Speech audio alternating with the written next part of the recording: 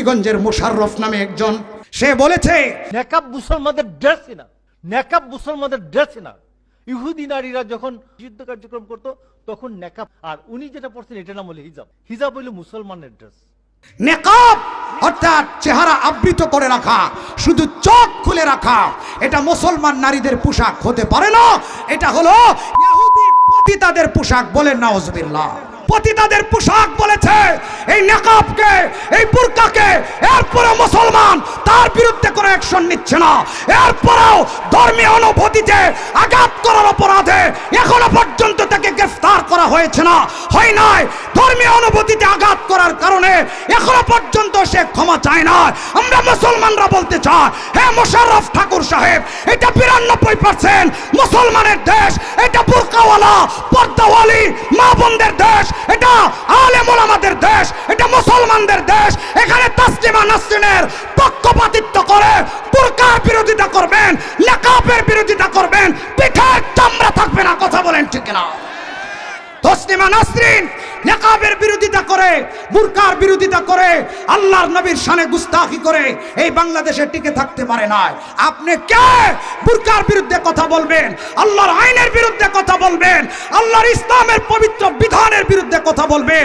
এই বুরকা, এই নেকাব শুধু বাংলাদেশের মুসলমানদের পোশাক নয়, এটা সারা পৃথিবীর মুসলমান মা বোনদের পবিত্র পোশাক। কথা বলেন ঠিক কিনা? সৌদি আরবের মা বোনেরা তারাও নেকাব পরে দুই চোখ খোলা রাখে। তারপরে মিশর, মুসলিম 55টা কান্ট্রি, কোটি কোটি মা বোন, কোটি কোটি মায়েরা তারা এই নেকাব পরিধান করে, বুরকা পরিধান করে। হ্যাঁ, দু একজন দুষ্ট নারী তারা বুরকা পরিধান করতে পারে। তার মানে কি এই বুরকা দুষ্টদের পোশাক নাকি মুসলমানদের পোশাক? এই বুরকা কি পতিতাদের পোশাক নাকি মুসলমানদের পোশাক? একটু আওয়াজ দিয়ে বলতে হবে। তাহলে সে যে এই বুরকাকে পতিতাদের পোশাক বলেছে, ইহুদিদের পোশাক বলে গালি দিয়েছে, এই মূর্খ, এই জাহেল, পড়ালেখা নাই, কোরআনের জ্ঞান নাই, হাদিসের জ্ঞান নাই, কোরআনের পর্দার আয়াত সম্পর্কে জ্ঞান নাই, বুরকাকে সে ইহুদি পতিতাদের পোশাক বলে কোটি কোটি নারী, কোটি কোটি মা বোনের কলিজা আঘাত দিয়েছে। কথা বলেন ঠিক কিনা? কোটি কোটি মুসলমানের কলিজা আঘাত দিয়েছে। এজন্য আমরা তাকে আলটিমেটাম দিতে চাই, হে মোশাররফ ঠাকুর, বুরকার বিরুদ্ধে কথা বলে, নেকাবের বিরুদ্ধে কথা বলে, ইসলামের পবিত্র ফরজ বিধানের বিরুদ্ধে কথা বলে, আল্লাহর আয়াতের বিরুদ্ধে স্পষ্ট বক্তব্য দিয়ে বুরকার মতো পবিত্র পোশাককে পতিতাদের পোশাক বলে কোটি কোটি নারীদের, মা বোনদের কলিজা আঘাত দিয়েছ, মুসলমানদের কলিজা আঘাত দিয়েছ। অনতি বিলম্বে তোমাকে নিঃশর্তে ক্ষমা চেতে হবে। কথা বলেন ঠিক কিনা? নিঃশর্তে ক্ষমা চেতে হবে, আর না হয় যে কোনো সময় জুতা পিটার শিকার হতে পারো। কথা বলেন ঠিক কিনা? তাসলিমা নাসরিনের মতো দেশ ছাড়া লাগতে পারে। কত বড় সাহস, ওপেনলি বুরকাকে পতিতাদের পোশাক বলে, তাও ইহুদি পতিতাদের। আচ্ছা, ঠান্ডা মাথায় একটা উদাহরণ শুনেন। বুরকা যদি ইহুদিরা পরে, খ্রিস্টানরা পরে, তার মানে কি এটা ইহুদিদের পোশাক হয়ে যাবে? দাড়ি এটা কাদের পোশাক? মুসলমানদের। কথা বলেন ঠিক কিনা? দাড়ি আল্লাহর নবীর সুন্নাত, দাড়ি আল্লাহর নবী রেখেছেন, সাহাবায়ে কেরাম রেখেছেন।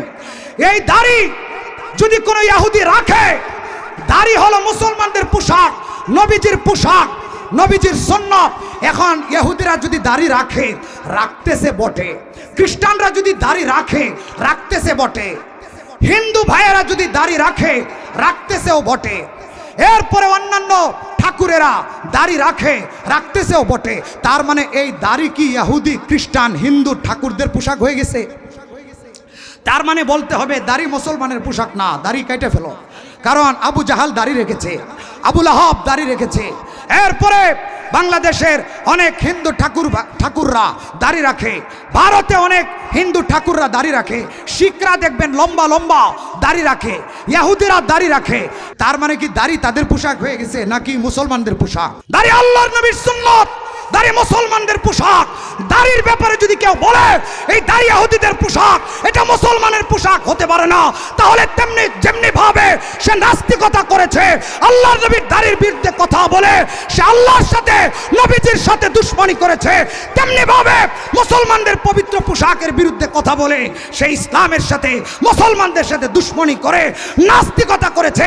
তাওবা না করা পর্যন্ত আমরা তাকে মুসলমান বলতে পারি না। কথা বলেন ঠিক কিনা?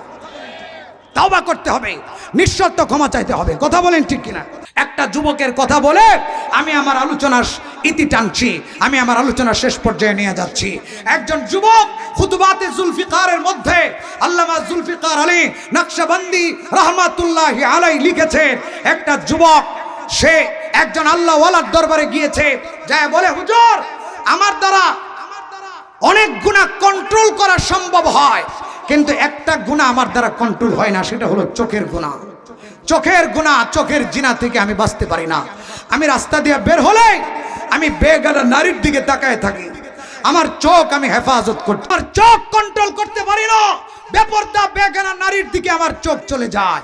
আপনি আমাকে একটা ভালো ফর্মুলা দেন, আপনি আমার এই রোগের চিকিৎসা করেন, আমাকে আপনি একটু নসিহত করেন যেন আমি এমন গুনাহ থেকে বাঁচতে পারি। কারণ চোখের গুনাহ, চোখের জিনা এতটা মারাত্মক, বেগানা নারীর দিকে চোখ পড়লে, চোখের গুনাহ হলে এটা এখানেই শেষ হয়ে যায় না, এটা সারা রাত যতক্ষণ পর্যন্ত এই স্মৃতি অন্তর থেকে না যাবে ততক্ষণ পর্যন্ত এটা ডিস্টার্ব করে মানুষের অন্তরকে বিকৃত করে ফেলে, মানুষের মস্তিষ্ক বিকৃত করে ফেলে। চোখের জিনা মস্তিষ্কের মধ্যে বৈশা মানুষের ইবাদতের মধ্যে ডিস্টার্ব করে, আল্লাহর গোলামির মধ্যে ডিস্টার্ব করে, নামাজের মধ্যে ডিস্টার্ব করে, মানুষের সব কিছুর মধ্যে ডিস্টার্ব করে চোখের জিনা, চোখের গুনাহ। কথা বলেন ঠিক কিনা? এই জন্য আল্লাহ সুবহানাহু ওয়া তাআলা চোখের গুনাহ থেকে বাঁচার জন্য মুমিন নারীদেরকে বলেছেন, মুমিনা নারীদেরকে বলেছেন পর্দা করে বের হইবা।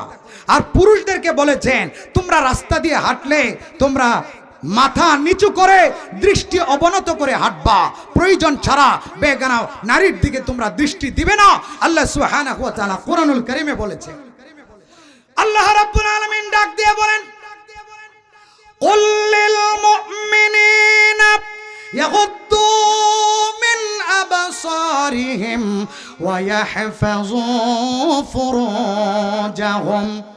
আল্লাহ রাব্বুল আলামিন বলে, হে আমার দোস্ত মুহাম্মদ, মুমিনদেরকে বলে দেন, মুমিন পুরুষদেরকে বলে দেন, তারা যখন রাস্তা দিয়ে হাঁটবে তখন তারা যেন তাদের দৃষ্টিকে অবনত রাখে এবং তারা যেন বেগানার নারীর দিকে দৃষ্টি না দেয়।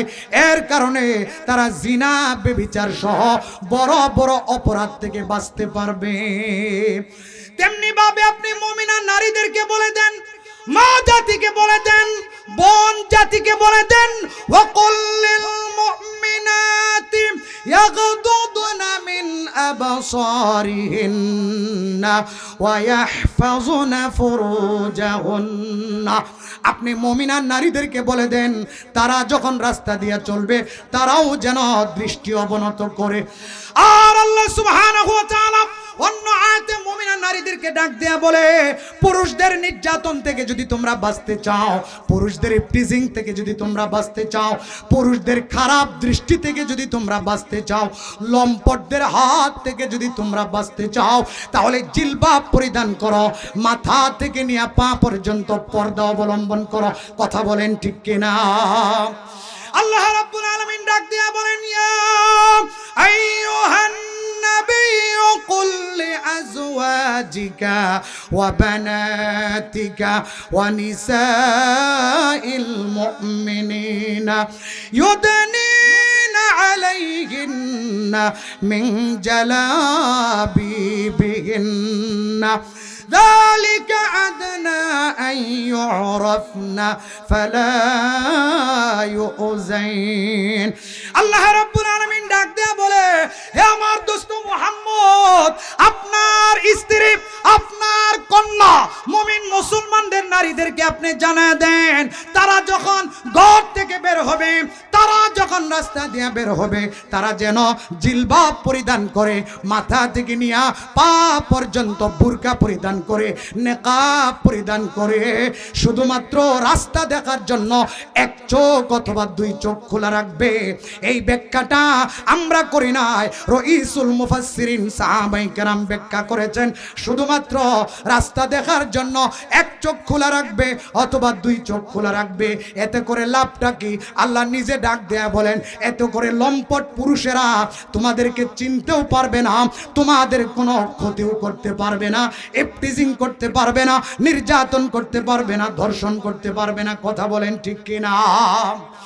কিন্তু দুঃখ এবং পরিতাপের বিষয় হলো আল্লাহ পর্দার কথা বলেছেন, আল্লাহ নেকাবের কথা বলেছেন, আল্লাহ বুরকার কথা বলেছেন, কিন্তু আমাদের দেশে তসলিমা নাসরিনের কিছু দূষরেরা, তসলিমা নাসরিনের রেখে যাওয়া কিছু সাঙ্গ পাঙ্গরা নেকাবটাকে ইহুদি পতিতাদের পোশাক বলে গালি দিয়েছে। কথা বলেন ঠিক কিনা? ওই যুবকটা বুজুর্গ আল্লাহওয়ালার দরবারে আসছে, আয়েশা বলে আপনি আমাকে একটা চিকিৎসা দেন। কি চিকিৎসা? আমি যেন চোখের জিনা আর না করি। তখন আল্লাহওয়ালা বললেন ঠিক আছে, তোমাকে চিকিৎসা দিব, নসিহত করব। এর আগে তুমি আমার একটা দায়িত্ব পালন করো, আমার একটা কাজ করো। হুজুর বলেন কি কাজ করতে হবে? ভাই সাউন্ড কমে গেছে, অনেক অনেক কমে গেছে সাউন্ড। হ্যাঁ বুঝতে পারছি, ঠিক আছে। তো তুমি একটা দায়িত্ব পালন করো। কি দায়িত্ব? আমার একটা দুধের পাত্র আছে, দুধ দিয়ে ভরা, এই পাত্রটাকে তুমি বাজারের ওই পাশে আমার বন্ধুর কাছে দিয়ে আসো। হুজুর ঠিক আছে, কোনো অসুবিধা নাই। ঠিক তো আছে, শোনো না, 1 ফুটা দুধ পড়তে পারবে না। 1 ফুটা দুধ পড়লে পিছনে একজন লাগায় দিলাম গোয়েন্দা, তোমাকে জুতার বাড়ি দিবে, বাজারের মানুষের মাঝখানে তোমাকে লাঞ্ছিত করবে। 1 ফুটা দুধও যেন না পড়ে।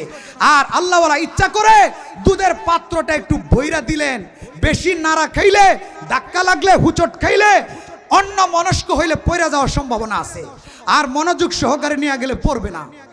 ওই যুবক ডাক দিয়ে বলে অসুবিধা নাই হুজুর, আমি খুব যত্ন সহকারে আপনার দায়িত্ব পালন করব। এবার এই যুবকটা দুধের পাত্রটা সুন্দর করে আল্লাহওয়ালার কথা মতো বন্ধুর বাড়িতে পৌঁছায়া আল্লাহওয়ালার কাছে আসছে। আয়েশা বলে হুজুর আপনার দায়িত্ব ঠিক মতো পালন করেছি। হুজুর বলে দুধ কি পড়েছিল? বলে না হুজুর, কেমনে পড়বে, 1 ফুটা দুধও পড়ে নাই। পড়লে তো আপনার গোয়েন্দা আমাকে জুতার বাড়ি দিত সবার সামনে। তখন আল্লাহওয়ালা বললেন দায়িত্ব এত সুন্দর করে কেমনে আদায় করলা? কারো সাথে ধাক্কা লাগে নাই, হুচট খাও নাই? বলে না হুজুর, আপনি যে গোয়েন্দা লাগিয়ে দিছেন আমাকে জুতা মাইরা বাজারের মানুষের সামনে লজ্জিত করবে, এই জন্য আমি কারো সাথে যেন ধাক্কা না লাগে, হুচট না খায়, খুব যত্ন সহকারে আমি আপনার দায়িত্ব পালন করেছি। আল্লাহওয়ালা বলে কোনো বেগানা নারী দেখেছো কি না? ওই যুবক বলে হুজুর যেই বড় দায়িত্ব দিয়েছেন, বেগানা নারী দেখার সময় কোথায়? বেগানা নারী আমি কেমনে দেখবো? বেগানা নারী দেখতে গেলে ধাক্কা লেগে দুধ পড়ে যাবে, বাজারের মানুষের সামনে আপনার পিছনে লোকটা আমাকে জুতা পেটা করবে, এই জন্য বেগানা নারীর দিকে তাকানোর সময় পাই নাই। বলেন আল্লাহু আকবার। আপনারা অর্ধেকটা বুঝে গেছেন। এবার আল্লাহওয়ালা ডাক দিয়া বলে এই যুবক, গোয়েন্দার ভয়ে বাজারের কয়েকজন মানুষের সামনে জুতা পিটার ভয়ে তুমি বেগানা নারীর দিকে তাকানোর সাহস পাও নাই, তুমি ধাক্কা লাগো নাই, কারোর সাথে হুচট খাও নাই। আমার দেওয়া জিম্মাদারি, আমার দেওয়া দায়িত্ব তুমি ঠিক মতো আদায় করেছ। একটাবার চিন্তা করো, কাল কিয়ামতের ময়দানে তোমার মা থাকবে, তোমার বাবা থাকবে, তোমার সন্তান থাকবে, তোমার বোন থাকবে, তোমার স্ত্রী থাকবে, 1000 কোটি মানুষ থাকবে কিয়ামতের ময়দানে।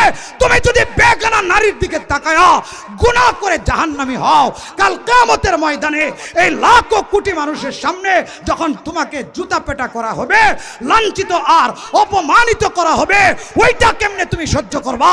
এই জন্য যুবক, আখিরাতের কিয়ামতের কথা একটু চিন্তা করো। কিতাবের মধ্যে আসছে ওই যুবক আল্লাহওয়ালার সবকটাকে জেহেনের মধ্যে এমন ভাবে নিয়েছে, অন্তরের মধ্যে এমন ভাবে গেঁথেছে, যখনই বেগানা নারীর দিকে তাকাইতে মনে চায় আখিরাতের লজ্জার কথা, আখিরাতের জুতার বাড়ির কথা, আখিরাতের শাস্তির কথা তার মনে পড়ে যায়, আখিরাতের কিয়ামতের দৃশ্য তার মনে পড়ে যায়, সহজে বেগানা নারী থেকে সে বাঁচতে পারে। তো মোহতারাম হাজিরিন, আমরাও যদি ওই আখিরাতের কিয়ামতকে ভয় পাই, আল্লাহকে ভয় পাই, আল্লাহর সামনে দাঁড়ানোটাকে ভয় পাই, আর গুনাহ ছেড়ে দেই, তাহলে আমাদের জন্য চলা সহজ হবে, নামাজ পড়া সহজ হবে, আল্লাহর ভয়ে রোজা রাখা সহজ হবে। সামনে রোজা আসতেছে, আল্লাহর ভয়ে সমস্ত গুনাহ আস্তে আস্তে ছেড়ে দেওয়াটা আমাদের জন্য সহজ হবে।